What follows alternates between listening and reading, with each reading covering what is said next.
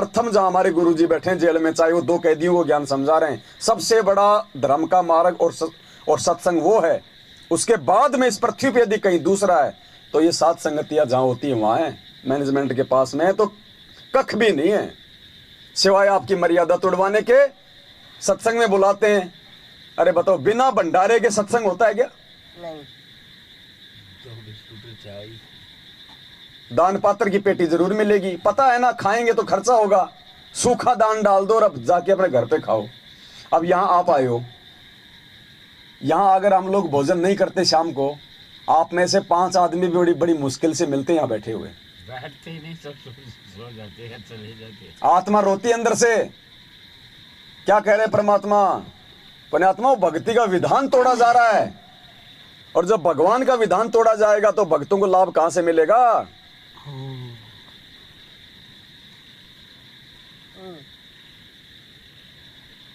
क्या कह रहे हैं गुरुजी? ध्यान से सुनो, बिना भंडारे के तो सत्संग शुरू भी नहीं होता। और इन्होंने 7 साल से तुम्हारे को भूखा मार मार के, दान ले लेकर तुम्हारी चाय बिस्कुट पे रखा दिया। आत्मा खींच गया। अनभोगे बाजीद फरीदा, अनबिन कमल न होवे सीधा, जन जब सुन ही को भोजन दीना, दीदार हुए बाजीद यकीना, जन प्रकाश तरण का जेरा, अन देव सब माई बडेरा, ब्रह्मा विष्णु महेश्वर ताही, अन की महिमा करत गुसाई, ओम सोहम अन का रसा, अन खाए बिन खंड श्वासा। ये मंत्र भी आप तभी जप सकते हो जब पेट भरा होगा, पेट में कुछ ना होगा तो यो भी नहीं जप सकते सांस का मंत्र भी। कहते हैं ओम सोहम अन का रसा, अन खाए बिन खंड है श्वासा, सांस भी टूट जाएंगे आपके, ले नहीं सकते। अन देव सब माही, अन देव सब हन में ऊंचा, सकल योनि में अन ही सूचा, अन ही काया अन ही माया, अन ही सर्वलोक में राया। अच्छे गेहूं हो जाए तो पेट भी भरे, मकान भी बना सकते हैं, ट्रैक्टर भी ले सकते हैं। तो अन ही काया अन ही माया, शरीर भी बचा और धन भी हुआ। अन ही दाता अन ही भुगता, सर्वलोक में अन ही झुकता, अन ही माता अन ही पिता, अन ही मिटत है सब मिथ्या। अन ही प्राण पुरुष आधारम, अन से खोले ब्रह्म द्वारम, अन ही आत्म जीव संगाती, और अन ही पूजा अन ही पाती। अन ही कथा कीर्तन लीला, अन ही की सब होत करीला। अन देव तू सबड़ा दयालम, अन से टूटे जम के जालम, अन देव तू देव कुर्बानी जाऊं, अन की महिमा कहाँ लग गाऊं। अब सुनना, परमात्मा कहते हैं बिना भंडारे के तो कथा शुरू भी नहीं हो सकती। अब देखा ना कि अन ही आत्म जीव संगाती, अन ही पूजा अन ही पाती। ये भंडारा जो होता है वो भी अन्न से ही होता है। 10 भगत जन आए हैं, समय पर रोटी मिल गई, चाय पानी मिल गई, बैठ के कथा सुन रहे हैं। अगर पेट में कूतरू लौटते हो तो कथा भी 100 कोस जावा नहीं, चिंता रहे मन मर गया भूखा। तो कहते हैं अन्न ही की सब कुछ होत करीला, अन्न ही कथा कीर्तन लीला, अन्न ही की सब होत करीला। अब बताओ, 4 बिस्कुट और 1 गिलास छोटा सा, वो भी चाय का, शायद दोबारा नहीं देते होंगे, मेरे को तो पता नहीं। बताओ कैसे हम वहां पे सत्संग सुन लेंगे? दोनों बिस्कुट ही कौन डूबे? वो भी सत्संग खत्म होने के बाद। भगत जी ऐसे मत करो, देखो हम लोग माटी के भगत जी, हम पुतले हैं। आप भी तो पहले जाया करते थे, वो कोई नए है क्या उनको भगत जी? जब तक नहीं पता है, जब तक अनजान है, तब तक भगत जी चाहे हमें को जहर दे दे।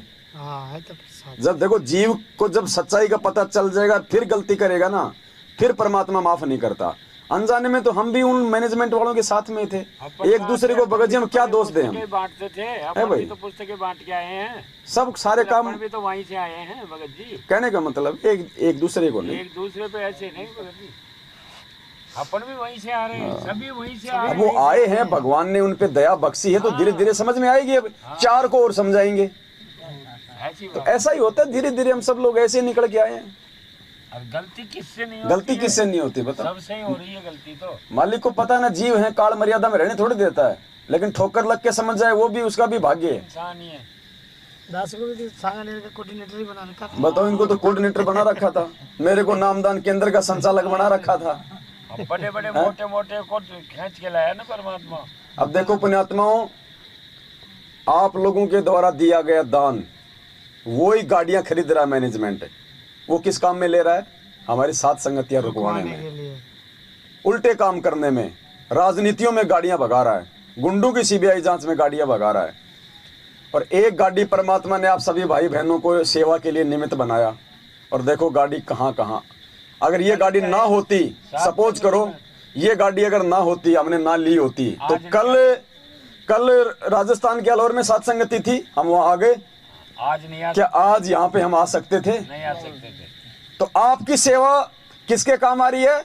आप ही के काम आ रही है। काम आ रही है। समय पे पहुंच गए तो बैठ के परमात्मा की कितनी चर्चा होगी, कितनी आत्मा हमारी चार्ज हुई, हमारे को कितनी जो है जानकारी मिली है, भगवान को भोग लग गया, सो जाते सब हमारे पांचों यज्ञ हो गए। तो कितनी दूर दूर के सवाई माधोपुर की करके फिर बुलंद तो ऐसे सदुपयोग भगवान इन साधनों का हमसे करवाएगा।